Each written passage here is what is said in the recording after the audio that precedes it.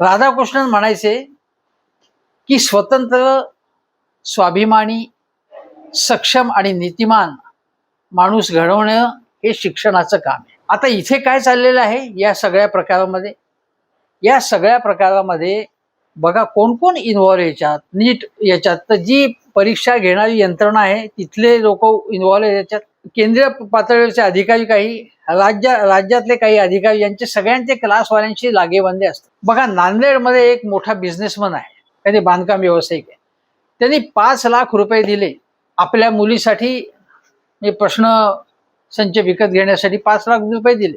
पुढे ज्या अचानकपणे त्याची मुलगी वेगवेगळ्या ज्या टेस्ट घेण्यात आल्या त्यामध्ये एकदम ती चमकायला लागली. अचानकपणे ती अतोनात बुद्धिमान आहे असं लक्षात आलं. आणि जिला काहीच येत नव्हतं ती अचानकपणे बुद्धिमान झाली, प्रश्नसंच विकत घेऊन, क्लासवाल्यांना हाताशी धरून. आजच्या काळामध्ये या परीक्षांना बसणारी मुलं ही बुद्धिमान असतात, पण आपल्याला यशस्वी होण्यासाठी वाटेल ते करण्याची मुलांची तयारी असते.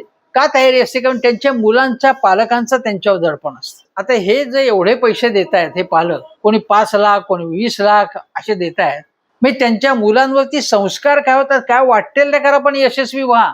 जर सगळे यशस्वी होऊन अशा प्रकारे यशस्वी होऊन कोणी डॉक्टर होणार असतील तर ते काय लायकीचे असतील. आणि आज आपण बघतोय की अनेक ठिकाणी अशा देणग्यातून ज्या प्रकारचे डॉक्टर्स होत आहेत, ज्या प्रकारे पेशंटची लूट चालू आहे, त्याला अशा प्रकारे झालेले डॉक्टर्स कारणीभूत आहेत हे आपण कधी लक्षात घेणार हा खरा प्रश्न आहे.